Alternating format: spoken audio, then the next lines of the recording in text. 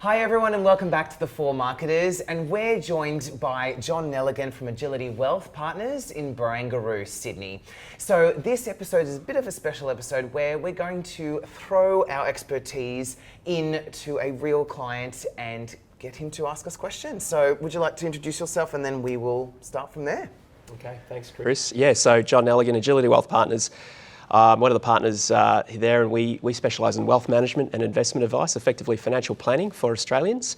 Been doing what I do now for about 17 years, so hopefully I know a few things. I hope so. So today, throw us some questions about how to market, and we will be answering them ad hoc, not scripted. So this business has been going for a few years now, and we've got a static site. If you have a look, it's just stationary pictures and there's no video. There's content's all been done by yours truly. So we have a site that's probably looking a little bit rusty around the edges. As the business has grown, so to have our clients and client demands, and I guess we're wanting to bring our business to the 21st century. So it's really up to you guys to sort of give me some ideas and pointers, because I really have no idea which way to start. And should I be speaking to website people, videographers, content developers? Who do I go to and how do I get this piece started? I can throw in first. Yeah, go. You might as well start, Chris, and then we'll chime in. I'll get mine. Okay, so usually I would probably be the best person to start this process. And the reason why is because the first thing you need to do is establish the message that you want to convey to your customers.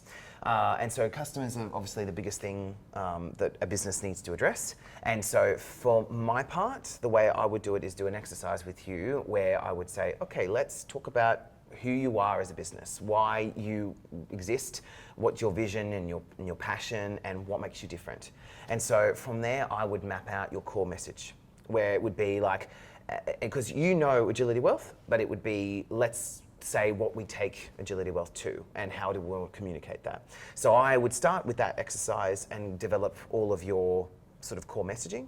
And then from there, I would throw to these guys, because then it would be this, like any market. I would say that it would be brand. And branding. I think there's a few things to unpick there with what Chris has said, because so we work a lot with professional services businesses, so do the other guys, and what we find one of your most common challenges is, and the biggest challenge for the industry, is how to differentiate yourself, how to be unique, and how to appeal to your customer base. Because we've done surveys on it. We did a big survey on particularly law firms we chose, and what we found is that a lot of law firms that we spoke to were concerned that they just appeared the same as everybody else.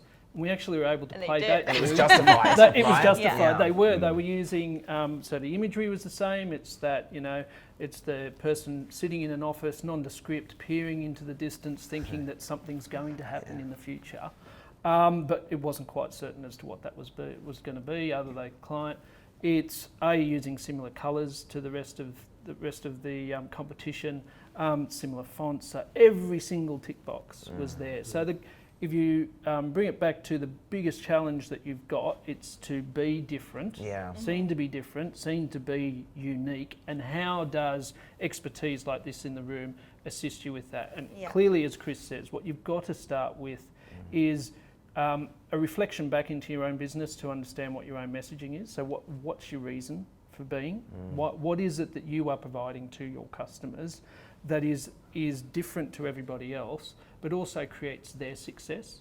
Because your success is their success. So Chris needs to really unpick the messaging. Once we have the messaging, a branding agency like ourselves can take that messaging and start to differentiate the visual impact and the emotional connection that you're going to get, which we will do through the use of colours, through the use of elements, through the use of fonts that are all specific and unique to your brand in the way that they combine. And we really need those type of services completed before we do video, because we really try to incorporate your brand and the vision and the messaging throughout everything we do. It's not just a script, it's what kind of colors we're using, what kind of setting that's happening, what kind of voiceover, is it a male, is it a female, are they young, are they old, are we going for cheeky or serious?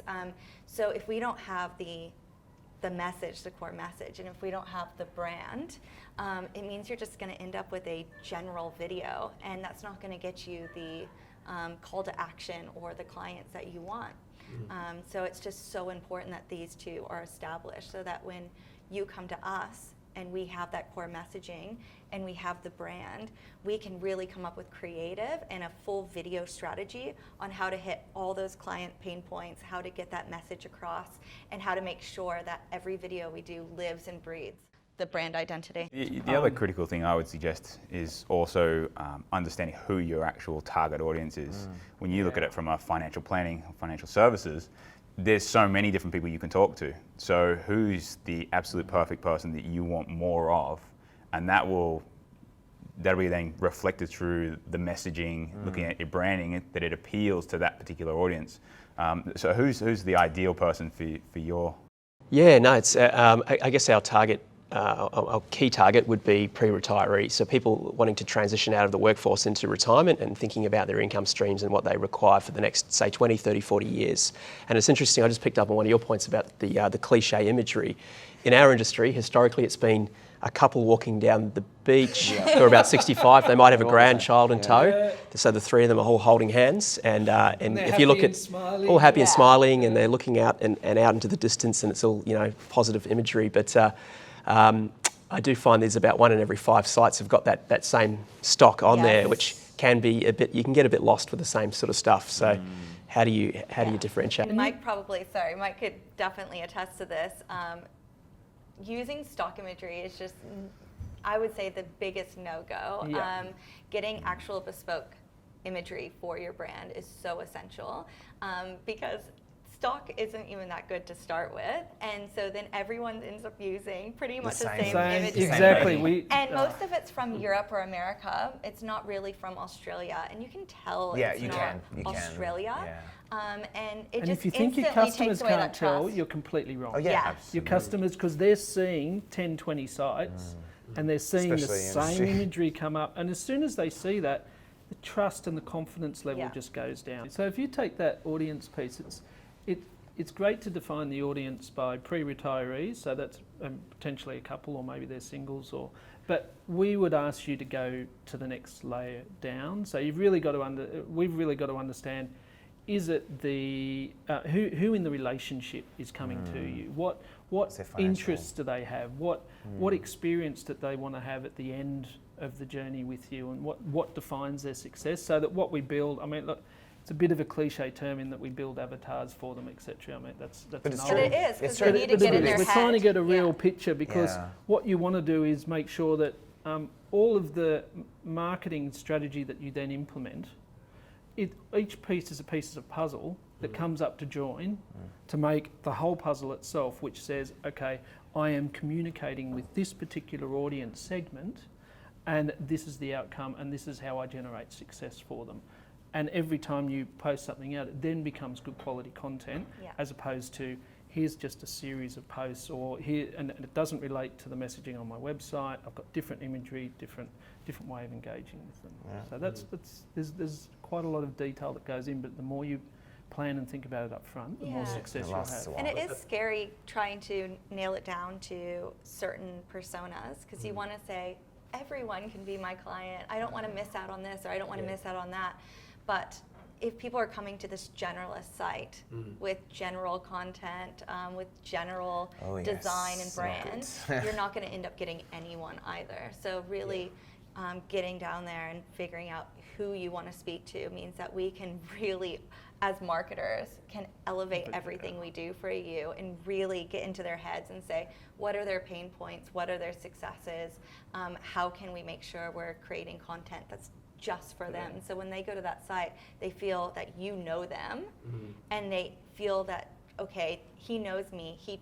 I will trust him with my money, because he's speaking directly to me. That's a really good point, isn't it? About honing in as opposed to being generalist. I think a lot of people at my size organisation fall into that generalist trap of just trying to be all things to all people. And then you just get this sort of blase. And that's mediocre. That's what happens. And like I go through this with a lot of clients. Is they just go, I'm a painter. Just tell people that I'm a painter. I'm like, but everyone says we're a painter. painter. Like that's why I take that core messaging document, like, and I sit there and I say, okay, why do you love what you do? Why do your customers love what you do? What is it that's unique about you? And that helps you flesh it out. And that's really important for customers because they don't want generalists. They don't want to look up a Wikipedia page. They want your page. So Mike, with that audience, how would your approach be for website? Well, certainly from a design and sort of layout and looking at the content. Yeah, So, you know, everything we would do is larger typeset or, you know, or fonts set up on the site, making it really easy visually to sort of associate with it. From an imagery point of view, you'd be, you know, targeting imagery that's looking more towards the sort of senior market. Because the critical thing is when you look at those few seconds you've got when someone hits the website, they've got to know they're in the right place. Yep. And so in terms of messaging and imagery, you want them to feel very comfortable, hey, I've hit the right place and it looks like this is exactly who I'm looking for to help me as I go through, you know, in terms of life stages, that next stage in their life journey. So I'd be looking at that refinement around the website. And the website really is so critical because when you look at all the other marketing activities that go on, your website these days is really that kind of first entry point into the actual business. Right? Yeah, so you want to make sure that it's really continuing on with the message that you're doing anyways with clients. When they come in the door and you're sort of having a conversation with them about their financial strategy, where they're at, and what's going on, you want the website to resonate and communicate that sort of stuff before they actually contact you. Mike, what's the, just curiously, how long would a typical person say, in that age category spend on one site if they were browsing? I suppose it's a No, very but- tough question. No, but valid. Thankfully, they have a little bit more patience. So they will actually spend a bit more time on the website trying to see if it's the right thing for So them. they'll go through more than one page. Yeah. Yeah, absolutely. And so long as they, on the homepage in particular, because that's where most people will enter, unless you're doing some good SEO strategies with other content that's sort of drawing them into the site, but let's say your homepage is where they first kind of really get to see your business. If they feel like they're in the right place, then they'll actually start navigating through. I think because of the generation that you're talking to as well, what we would definitely be talking to your business about would be making the imagery, as Ariel said, as genuine as possible. So they're real clients that you're using on your website. They're, particularly if they're video, they're real testimonials that, because a lot of that generation put a lot of trust within their peers. So rather than staged video content or stock photos, you want the real life example, and it can afford to be, in that sense, a little bit less professional in its delivery as long as it's real and human, because you're looking for credibility and trust early on. I think Yeah. we'll probably- start to, I'm just like, any last questions, John, before we... Well, it's probably, again, a bit of a tough question, but what would it roughly cost to put something like this together, like a package, a starting package, with using all of your resources?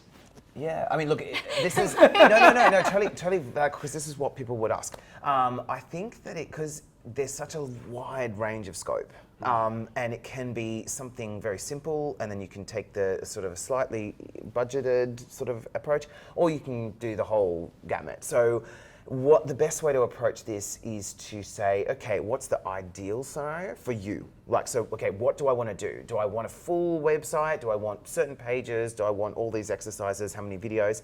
And then the way to do it, as I always say to clients, is start big picture and go, right, this is the ideal. And then go, right, let's get it down to where your budget lies. And that's probably the best way. I always say, don't put the budget first, because what happens is your conversation is, I've got this much, where's my limitation? Whereas the other way around is, okay, here's what the ideal picture looks like. Yeah. And then you can map it out and go, I can't afford all those bits and pieces for one session, but we can map it out. I think that's exactly the best way it. to do And there are key things that is just like, these are where you The building blocks. Yeah, the building blocks. But as Chris said, getting that strategy ahead of time. So we like to sit with our clients, like, you're doing this new brand awareness and you're wanting to get out there, and if you were to get all these services, we would sit down and say, okay, look, to start with, we should have a who you are video, number one, and probably a couple client testimonials for that trust, because of the age group you're going for. However, we could then come up with a strategy of a video we could do throughout the year, and that could be something that you could look forward to. And because we have that strategy in place, when you're getting your website built and your content done and your brand done, we can all collaborate and coordinate on what's going to come in the future as you add more landing pages, as we do market update videos, as we do blogs, as we do, you know, even more brand for for the company. So Cool. And my last question is animation. Is it successful in my space? very successful. Yes. Definitely. Finance can be a little dry to some people, and with animation, That was so diplomatic. You've never heard that before, have you, John? That's See how she even used the yeah, voice. no, she actually smiled there. He's devastated, right? Come on, I thought it was really exciting. and it can be a hard topic to visualize. So when it's just a talking head or stock footage or even footage, it's hard to really capture what that individual is talking about. So we've seen so much success in animation for finance because we can visually show and represent the concepts Icons and through things. icons and imagery, and even things like, if we're talking about super soaring, it can be a pig on a rocket going through the air. So you can have a lot of fun with it, and you can actually bring it to that next level. But that voice with the vision, with the text, means that it just gets so much more, penetrated through the audience than when it's just talking head. So animation's definitely a great way to go. Cool. Well, I think we'll be talking to you guys soon. Sounds good. Well, thank you, John, for joining us. Thank you, everyone. Thank you for listening in. And don't forget to subscribe, and we will speak to you in our next episode. Thanks.